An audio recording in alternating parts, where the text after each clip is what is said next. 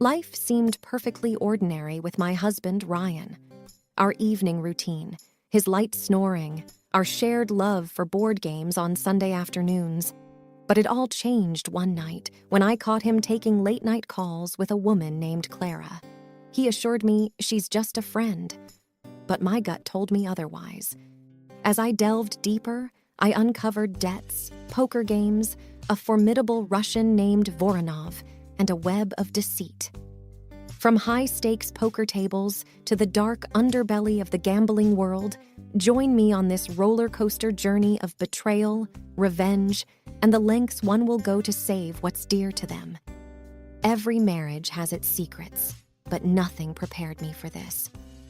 My name is Amanda, and this is my unusual story. It was a mild Thursday evening.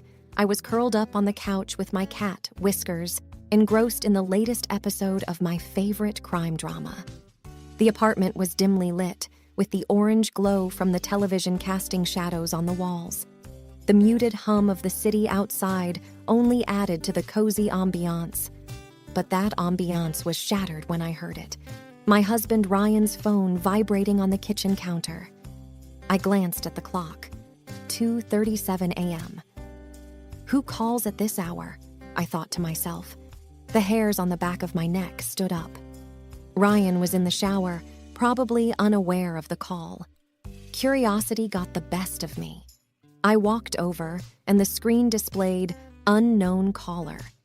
I ignored it and went back to the couch, but the nagging feeling persisted. Over the next few weeks, these late-night calls became more frequent. Each time, Ryan would glance at his phone, his face unreadable, and step out of the room to take the call.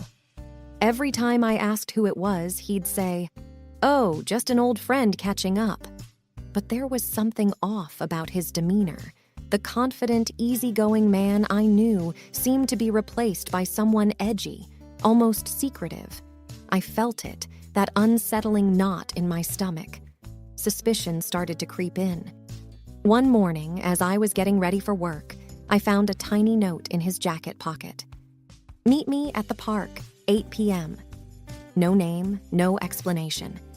I have to know, I said to myself, anxiety and determination warring within me.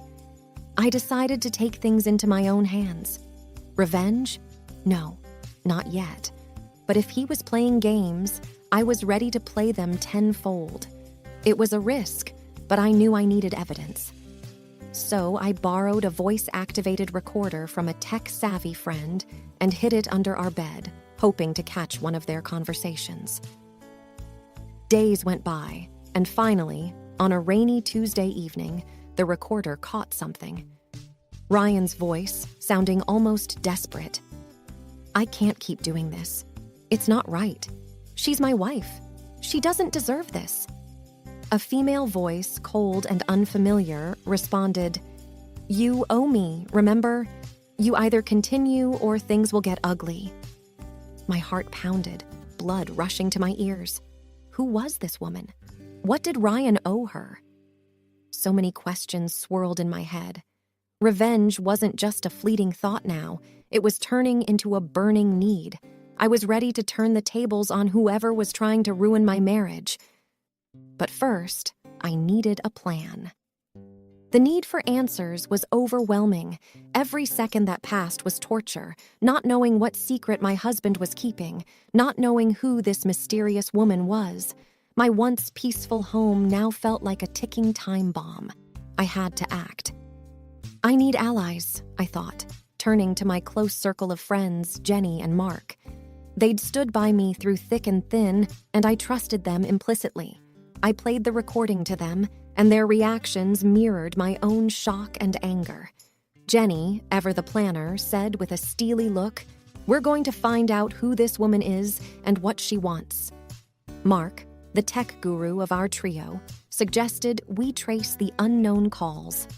A few clicks and codes later, we had a lead. The calls originated from a tiny coffee shop downtown, known for its quiet corners and private booths. Dressed in inconspicuous clothing, the three of us decided to stake out the cafe. Hours passed with no sign of the mysterious woman. Just when I was about to give up, she walked in. Her raven black hair, red lips, and striking green eyes made her stand out instantly. She seemed to be waiting for someone, nervously glancing at her phone. Suddenly, the door swung open again. My heart skipped a beat. It was Ryan. Their conversation was hushed, but the tension between them was palpable. I needed to hear their conversation. Thinking on my feet, I took out my phone, dialed the cafe's number, and informed them of a fake gas leak. Panic ensued, and everyone evacuated, including Ryan and the mystery woman. As they stepped out, Jenny, pretending to be a panicked patron, accidentally spilled her coffee on the woman, while I quickly slipped another voice recorder into Ryan's coat pocket. As we regrouped at Jenny's apartment later, we anxiously played back the recording. "She's getting suspicious," Ryan whispered. "You think I care? You know what you have to do," she retorted. Ryan's voice trembled. "This isn't about money anymore, is it? It's about control." She laughed, a chilling sound. "You're in no position to question me." I sat there, my emotions a whirlwind of anger, sadness, and betrayal. But underlying all of it was a burning determination. I needed to confront Ryan, but not before I found out who this woman truly was and what she wanted. As the evening turned into night, Mark made a startling discovery. The woman, it turns out, was Clara, a name that took me back to our college days. Clara was Ryan's ex-girlfriend, known for her manipulative tendencies and vengeful streaks. But why was she back? And what hold did she have over Ryan? I decided then and there that Clara had picked the wrong woman to mess with. Revenge wasn't just an idea, it was a plan in motion. That night, my mind was abuzz with memories of Clara. The extravagant parties she'd throw, the trail of broken hearts she'd left, and the rumors of her involvement in some shady dealings. I thought she'd disappeared from our lives for good, I mused aloud. Jenny squeezed my hand. "We'll get through this, no matter what she's planning." The next morning, we were back at the coffee shop. Our mission: to uncover Clara's current life. Mark, with his penchant for all things tech, had hacked into Clara's social media accounts. As we scrolled through her pictures, one caught my eye: Clara at a high-end casino, surrounded by well-known criminals. "That's it," Mark whispered, pointing to a man beside Clara. "That's Dmitry Voronov, one of the most feared mobsters in the city." The pieces of the puzzle started falling into place. Clara was in deep with some seriously dangerous people. But how did Ryan fit into all of this? My determination to find answers took us to the casino. It was opulent, with gold trimmings, chandeliers, and an atmosphere charged with anticipation. Clara was there, seated at a high-stakes poker table with Voronov. I'd come prepared. With a wig and a change of clothes, I was unrecognizable. Taking a deep breath, I approached the poker table and asked for a game. To my surprise, Clara didn't recognize me. As the game progressed, I could feel Clara's frustration rising. I was winning, and she didn't like it. Taking a gamble, I leaned in and whispered, "You might be used to having control, but not tonight." Clara's eyes widened, but before she could react, I pulled out an envelope. It contained photos of her with Voronov, evidence of their illicit dealings. "What do you want?" she hissed. "I want you to leave my husband alone," I stated. She scoffed. "You think this is about Ryan? This is bigger than your little love story." I had her attention now. "Tell me everything, or these go to the police." She sighed, defeated. "Fine. Ryan owes me. Years ago, I helped him out financially, and now I need him to pay up. Voronov is my insurance. But trust me, once I get what I want, Ryan will be free." I was taken aback. This was about money? "How much does he owe you?" $50,000, she replied. Mark, who had been listening in, interjected, "Looks like you're having a bad night, Clara. What if we strike a deal?" And just like that, we had a plan. A poker game where the stakes were high and the outcome could change everything. As the evening wore on, our high-stakes poker game drew a crowd. Clara, with her piercing eyes and sharp wit, was known as a force to be reckoned with at the casino. But tonight, she looked rattled. Every time she glanced my way, her confidence seemed to wane. I thought to myself, is this really about the money, or is there something more? The tension was palpable. "You're playing with fire," Clara whispered menacingly during a break. I replied, "Sometimes fire is the only way to cleanse." Mark, ever the tech genius, had set up a discreet live stream of the game. Thousands were now watching online, enraptured by the unfolding drama. He'd also set up a crowdfund, pitching it as the game to save a marriage. Donations started pouring in. As the hours ticked by, the pot grew larger and larger. Clara was losing, and she knew it. The mounting pressure made her sloppy. Finally, in a dramatic final hand, I won. But it wasn't just about the money. It was about taking back control. I could see the defeat in Clara's eyes, and for a brief moment, I felt sorry for her. But then I remembered all the pain and chaos she had brought into my life. Jenny sidled up to me, her eyes shining. "You did it!" I hugged her tightly. "We did it!" We had more than enough to pay off Ryan's debt, with a significant amount left over. I decided to donate it to a charity supporting victims of scams. However, the story doesn't end here. With Clara defeated at the poker table, we had a false sense of security. Little did we know that Voronov wasn't going to let things go so easily. 2 days later, as I was leaving work, a black car pulled up beside me. The window rolled down, revealing Voronov's cold, steely eyes. "You may have won the game," he hissed, "but you haven't won the war." Chills ran down my spine. I had no doubt he was serious.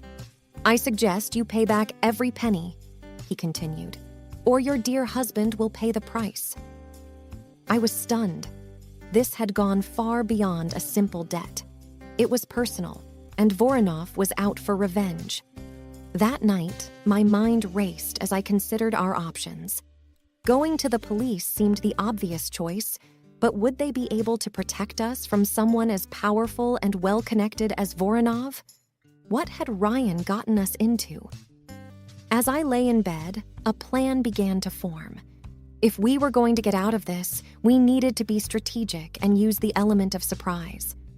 "I have an idea," I said to myself, a glint of determination in my eyes. The memories of Ryan's pleading eyes when I found him bound and gagged in that dingy basement played on a loop in my mind. I was running on pure adrenaline as Clara and I made our way to the high-stakes poker table. Voronov's goons kept a close eye on us, ensuring we didn't try to flee or pull a fast one. The room was smoke-filled, and an underlying tension hung thick in the air. Old men with sharp eyes and younger ones with even sharper suits surrounded the table. The chandelier overhead cast shadows that made it seem like we were all part of some grotesque painting.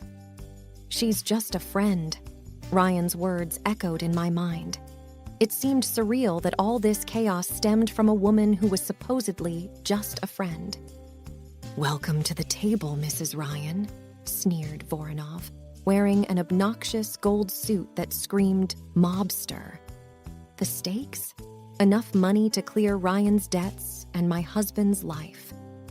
Clara, who had grown up in underground poker circuits, had taught me a thing or two over the past few days.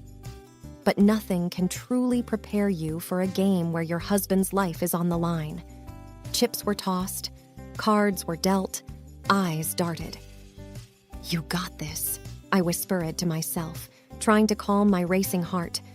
2 hours felt like 2 lifetimes. Bluffs were called, hands were lost, and the pile of chips in front of me slowly but surely began to grow. With every hand won, Voronov's smile faded just a smidge, replaced by a mounting fury. Clara sent me silent nods of encouragement from the sidelines. The final hand arrived.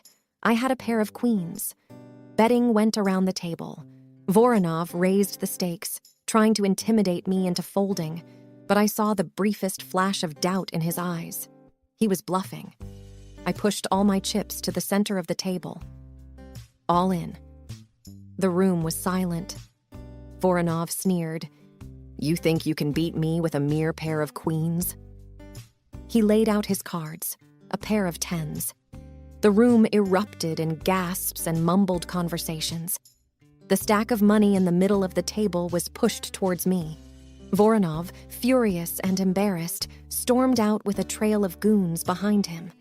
Clara and I rushed back to the basement. With the debts cleared, Ryan was released, albeit with a few bruises. As we drove back home, the weight of what had transpired began to sink in. Ryan sobbed, apologizing for the mess he had dragged us into. And Clara, the mysterious woman who was supposedly just a friend, turned out to be his savior and mine. It was she who had tipped off Ryan about Voronov's tricks at poker, leading to his debt in the first place. It was a ploy to get back at Voronov for a personal vendetta. But she hadn't anticipated things to escalate this far. Ryan and I needed time to rebuild, to find trust again. And while Clara's actions had indirectly put us in danger, she was also the reason we got out of it. We parted on amicable terms, with her heading back to the poker circuit, hoping to use the winnings to bring down more corrupt players like Voronov. Life slowly returned to its mundane rhythm, but with a newfound appreciation for the ordinary moments. Late-night calls were replaced by late-night cuddles, and I couldn't have been happier. The end of this chapter, however, was just the beginning of another. Ryan and I started attending therapy, both as a couple and individually. We opened a small cafe using the winnings as seed money, naming it Clara's, as a nod to the woman who changed our lives in more ways than one. As for Voronov, rumors say he left the country, his reputation tarnished, but every so often I can't help but glance over my shoulder, just in case. After all, in a game of high stakes, you can never be too careful. All right, everyone's presentations are done. Nick, the manager, said as he tried to move the discussion forward. Excuse me, I haven't. I recently found out something. Nick interrupted me and began to speak. There's apparently someone in this department who didn't graduate high school and is just a part-timer. Meetings should be for employees only. Absolutely right. His lackey, Mike, of course, agreed with Nick. I'm leaving. After leaving the meeting room, I started to shut down my computer. I noticed that an email had arrived, not in my personal inbox, but in the company's shared email. Thinking, there's no point in speaking up, no one will listen, I went home quietly. The next day, I heard a commotion from Nick's desk. He was staring at his computer screen, his face pale. Nick! Is something wrong? Mike looked at the screen with him. And he turned even paler than Nick. Why is he so angry? Knowing the reason for Mike's distress, I thought to myself, serves them right. My name is Adam. My mother passed away when I was in the 9th grade, and I was raised by my father. Well, you could hardly call it being raised. After my mother passed, my father changed. He drowned his sorrows in alcohol, and though he still went to work, he squandered our living expenses on horse racing. Because of that, I had to start working part-time as soon as I entered high school. Every month, I went to the convenience store with bills in hand that couldn't be auto-deducted from my father's account. Even though I endured it because I didn't want to be alone, I reached my limit in my second year of high school and dropped out. I found a live-in job at a distant inn. Thank you for everything. The day I left home, my father, still staring at the TV, spoke. Take care. That was our last conversation. Back then, 18 wasn't the age of majority, so I needed my father's permission to work, and I couldn't hide my place of employment. Yet, my father never visited me even once. I kept working just to survive, and before I knew it, I was 42. Years of hard work paid off, and I was transferred to the headquarters. I was thrilled to be recognized by the company, as I thought I'd be working in the field until retirement due to my lack of formal education. Listen up. Our work can change the future of our employees. Don't drag us down. On my first day after the transfer, Nick, dressed in an expensive suit, spoke sternly. There was a reason for this. Our inn was located in a prominent tourist destination, known so well that everyone in the state could sing its commercial jingle. At its peak, we had 5 locations within the state. But that was long ago. Due to financial difficulties and aging facilities, only the place where I had worked for many years and the original establishment remained. I was prepared to lose my job anytime, but now there was a glimmer of hope. With the rise of social media, the tourist area where the inn was located started gaining attention again. Depending on how hard the sales department, where I was transferred, worked, we could either thrive or be forced to give up this prime location to the new hotel chains continuously popping up. For Nick, who had switched careers from another industry to strengthen our sales, this was a battle he couldn't afford to lose. I understood why he had to be strict. I will do my best. Nick sneered at my enthusiastic declaration. Did you not hear what I said? I'm sorry. I thought I was listening carefully. Out of habit from years of customer service, I apologized reflexively, though I had no idea what had offended him. Someone was watching me with a smirk. In this department, there are those who are expected to excel and those who have been shoved here because they have nowhere else to go. You are the latter. It was Mike, the section chief. He's 7 years younger, at 35. But he was called to headquarters much earlier than I was and had been moving around within the headquarters ever since. I'm not jealous, but I can't accept that he's my boss. Graduating from a prestigious university, he has an unusually high pride and caused many problems as a newbie, making things very difficult for me when I was the front desk leader. When I found out Mike was transferred to the sales department a month before me, I was disheartened. Mike is right. With just a middle school diploma, there's not much you can do. Don't even think about achieving results. As if I didn't exist, Nick remarked, I'm thirsty. Mike eagerly ran to the coffee maker. It seems Mike is Nick's lackey. I regretted being happy about my transfer to headquarters, wishing I had stayed on site forever. Send a direct mail to every company on this list by the end of the day. Nick only assigned me tasks that even a new graduate could handle. What? There are over 1,000 companies. You want me to send to all of them by today? Yes, if you and your fellow misfits split the work, even those with nowhere else to go should finish by today. I glanced at the employees typing away expressionlessly. They were worn out from customer service, only thinking about leaving on time, or were women reassigned after having children, with zero motivation for work. Even Sam, a new graduate from the same university as Mike, who was supposed to be among the expected achievers, had no enthusiasm for the job, having joined the company wanting to do customer service. I don't care what they say, I plan to quit anytime, he said. Only Nick and Mike were highly motivated, making all the decisions between the two of them.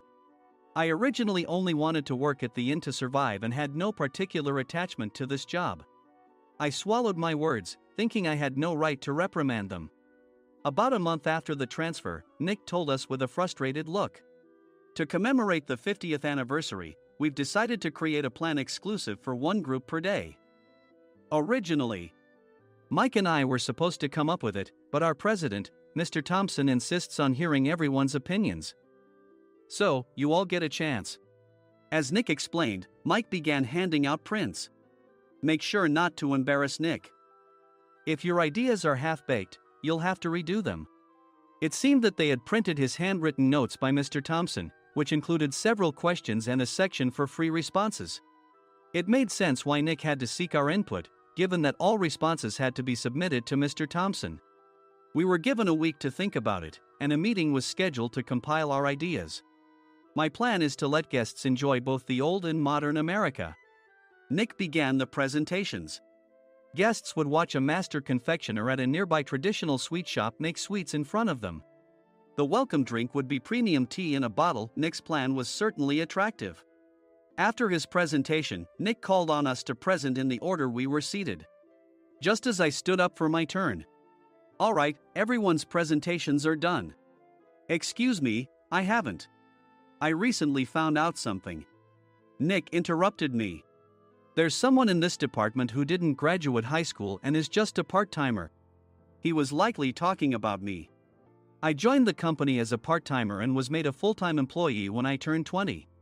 That was 20 years ago, so Nick and Mike probably had no chance to know until recently. Meetings should be for employees only. Absolutely right. After that, Nick kept creating opportunities to solicit everyone's opinions, purposefully excluding me from speaking. The meeting unexpectedly heated up and went past the scheduled end time. A few people asked to leave, and the discussion continued with the remaining few. Still here? Normally, you'd leave in that situation. Though I had no attachment to the job initially, hearing kind words from customers made me want to make them happier. For someone like me, with nowhere to go, the inn was my home and customer service was my life. I felt pathetic about my current self. I'm leaving. I left the conference room and started shutting down my computer. I noticed an email had arrived, not in my personal inbox, but in the company's shared email. Thinking no one would listen to what I had to say anyway, I quietly went home. The next day, while preparing the DM as instructed, I heard a commotion from Nick's desk. In his haste to stand up, he hit his knee on the desk. He stared at his computer screen, his face pale. Nick! What's wrong? Mike, thinking he should be the first to rush over, approached Nick while still wearing his coat. He peered at the screen with Nick. And he turned even paler than Nick. Why is he so angry? Who is responsible for this company? Nick, more irritated than ever, asked, and Mike answered without checking. Probably Sam. Sam wasn't there because he was attending a morning training session for new hires. Nick gave up on getting angry and returned his gaze to the screen. They were looking at an email that arrived right after the end of the working day yesterday. Apparently, no one, including me, had checked it before leaving. The email was from a large company that used us for their annual employee trips. The president and executives of that company also frequently used our services personally. President of the company, Mr. Mason himself had declared that neither he nor his company would ever use our services again. Well, some companies cancel their employee trips or stop using our services due to financial struggles. Let's just move on. Mike kept wiping the sweat from his forehead with a handkerchief. Knowing why Mike was so agitated, I quietly watched their interaction. Do you know how much revenue we get from that company? We can find other guests to fill the rooms, but we'll lose the banquet costs, gift shop revenue, rental car fees, and more. Moreover, the gifts were supposed to be prepared by the traditional confectionery shop involved in Nick's proposed plan. If it's known that we incurred such a huge loss at this critical time, Nick's position in the company would be jeopardized. Nick took a deep breath, seemingly trying to calm himself. All right, Mike. Go to New York right now and apologize to Mr. Mason. What? You're coming with me, right? I have urgent work to do. I trust you, which is why I'm entrusting this to you. Please. Mike, believing Nick's sincerity, agreed with a determined look on his face, saying, yes. That's Nick for you. Even if Mike went to apologize, Nick would shift all the blame onto him if the client didn't change their mind. Well, it was Mike's fault to begin with, so it served him right. About 3 hours later, Sam answered a call from somewhere and repeatedly apologized, saying, I'm very sorry. Everyone watched to see what was happening. After ending the call, he informed Nick with a weary tone. When Mike arrived at the client's company, he only made things worse, further infuriating Mr. Mason. He was demanding, get his boss here immediately. It was no wonder Sam was exhausted, dealing with such a call right after returning from training. What is that idiot doing? All right, Adam, you're coming with me. If sacrificing Mike didn't work, then I must be next. Normally, I'd want to refuse at all costs, but I saw an opportunity in this situation. If I can be of assistance, I'd be happy to join you. I immediately followed Nick, and we flew to New York. When we introduced ourselves at the reception, it became clear how serious the situation was. As the receptionist personally escorted us to the president's office. Angry voices leaked through the door, making both Nick and me uneasy. Excuse me. I'm Nick, the supervisor. I understand my subordinate has caused you trouble, and I deeply apologize. Nick, with his experience in the corporate world, knew enough to offer an apology before excuses. However, his customer service skills left much to be desired. I sighed as I saw Mike trembling like a small dog in the corner of the room. "What kind of training are you giving your subordinates?" Mr. Mason glared at Nick with a red face. The intensity of his gaze made even Nick take a step back. Regrettably, I joined this company only 2 years ago and was unaware of Mike's issues. I should have identified his shortcomings sooner. Indeed. I should have realized sooner. No sensible person would come to apologize and then give a lengthy presentation on the drawbacks of not using their in. Nick froze, his mouth slightly open. Suspecting the worst, I picked up the documents that had fallen to the floor. It seemed Mike hastily prepared these documents on the plane, listing the disadvantages. Disadvantage 1: if you change the venue for the company trip, employees might suspect it's for cost-cutting reasons, leading to a negative impression. Reading it aloud half-jokingly, Nick snatched the papers from my hand and checked the contents with a furious expression. Among the stack of documents was a receipt from a nearby convenience store's copy machine. I felt a pang of dread, hoping he hadn't shown the receipt as well. What do you think he said when I asked what kind of nerve he had to do this? I'm very sorry. Faced with the dire situation, Nick must have thought there was nothing left to do but apologize. In a voice smaller than I'd ever heard from him, he uttered words of apology. He said, "I'm a Harvard graduate. I don't believe I said anything wrong." "Mike, what have you done?" Forgetting his plan to pin the blame on Mike, Nick yelled loudly, even in front of Mr. Mason. "I didn't do anything wrong." "You're still saying that? Look at him." Mike pointed at me with a shaking hand. "I was assigned to headquarters in my 20s and now I'm a section chief. This guy only made it to headquarters at 42. Everything I've done proves I was right. So why are we losing the contract?" Having said his piece, Mike collapsed to the floor. "Of course. You were sent there because you had nowhere else to go." Mike never expected to hear such words from someone he looked down upon. He lunged at me, and Nick hurriedly stepped in to stop him. "Mr. Thompson told me Mike is a quick thinker, and to take good care of him." There's no way he was pushed aside. "Don't make things worse here. He didn't say quick thinker, he said only quick-witted, didn't he?" I don't remember that part." I recalled the many troubles Mike caused when he was a newbie. When Mike was on the front line, his pride was so high that he never apologized to customers. Customer service, especially in our job, doesn't work alone. It brings both good and bad situations. If the front staff or housekeepers made mistakes, or the cleaning company didn't properly clean a room, one had to apologize to the customers regardless of personal fault. Mike, in such situations, would never apologize, insisting he wasn't at fault. This often angered customers, and as the front desk leader, I frequently had to apologize on his behalf. He caused complaints and disrupted operations, which is why he was quickly moved to headquarters. In departments where he didn't interact directly with customers, his quick thinking was beneficial and things went well. But it seemed his flaws were starting to show. Corporate reservations are supposed to be entered into the system by the sales representative. But a quick check yesterday revealed that more than 10 items were missing from the client's reservation. The handover document clearly stated what needed to be prepared. Why didn't you enter it into the system? Why do we have to give them special treatment? Filling rooms near the banquet hall, setting up all the food in advance. Specifying the brand of wine, they're too demanding. No wonder he always angered customers, I thought, feeling a headache coming on. Grouping them in rooms near the banquet hall is for our benefit too. It makes it easier for the staff to set up beds and serve breakfast since everyone's schedule is synchronized. As for the other requests, Mr. Mason suggested them to lighten our load. I didn't know that. Nick finally seemed to realize that Mike was the one who had angered the client. What did you say to them? I just told them we wouldn't give them special treatment anymore. We shouldn't waste effort on things that don't bring in money. I was utterly exasperated at his lack of understanding of customer service. Of course, we shouldn't comply with unreasonable demands. But carrying over successful practices from past stays makes customers feel remembered and enhances their experience. Good memories encourage repeat visits. That's part of our job. I looked down at Mike, who was sitting on the floor. In our job, nothing is a waste.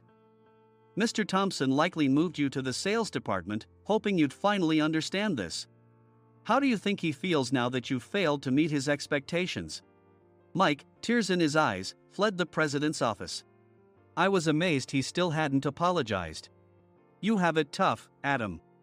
It's okay, we're all employees of the same company. I deeply apologize for this disrespectful incident. Especially after all the care you've shown us. If it weren't for you, Adam, I really would have stopped staying here. When I heard you were moving to the sales department, I was willing to reconsider if you handled it. Seeing us talk so amicably, Nick's face contorted. Do you two know each other? Adam's service is excellent. I always requested him specifically. Normally, we don't accept specific staff requests, but we made an exception for Mr. Mason, adjusting my shifts accordingly. He had personally stayed at our hotel just before my transfer, and during casual conversation, I mentioned, I'm moving to the sales department soon. If I hadn't told him then, things could have been much worse. Please continue to take care of us. I look forward to it.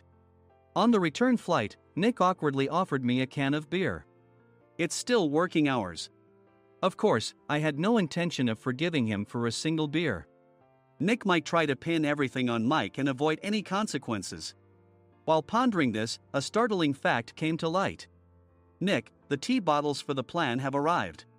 I handed Nick a bottle labeled with our inn's name. They look good. What are you talking about?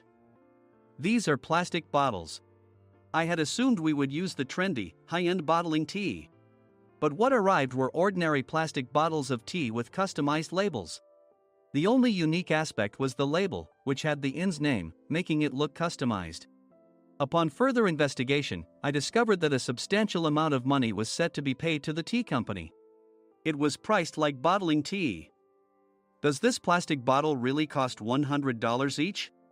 The tea inside is specially blended for us. The extra cost is for that. Wouldn't it be better to use another tea company? Or is there a specific reason we must use this one? As Nick continued to make excuses, I showed him a printed email. I informed the tea company's president, Mr. Mitchell, that we discovered irregular payments and he confessed. He said you two were high school classmates and planned to split the extra money. That idiot. Why did he confess? That's not important. You should worry about yourself, this could turn into a police matter. Opening the bottle cap, I suggested. How about calming down with this tea? It supposedly has a relaxing effect. Nick drank the tea frantically. In the following days, decisions were made about their fates. Mike was reassigned to the General Affairs Department, with no chance of transfer or promotion, as per Mr. Thompson's orders. As for Nick, since the payment to the tea company hadn't yet been made, he narrowly avoided legal trouble. Instead, he was encouraged to leave the company, and to avoid further complications, Nick submitted his resignation. Rumor has it that connections between HR departments have made it difficult for him to find new employment.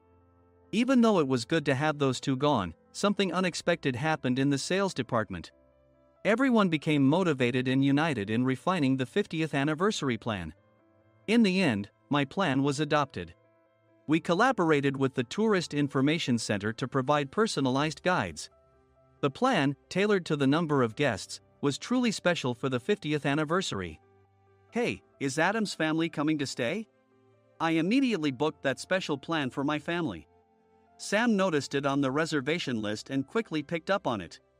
Yes, I'm inviting my father. That's great. I might invite my parents too. I lacked the courage to face my father just as Adam. But here, with the confidence Mr. Mason praised, I felt ready. The 50th anniversary plan was a perfect opportunity to reconnect with my father. I hoped to bring back the days when we could laugh together as we once did.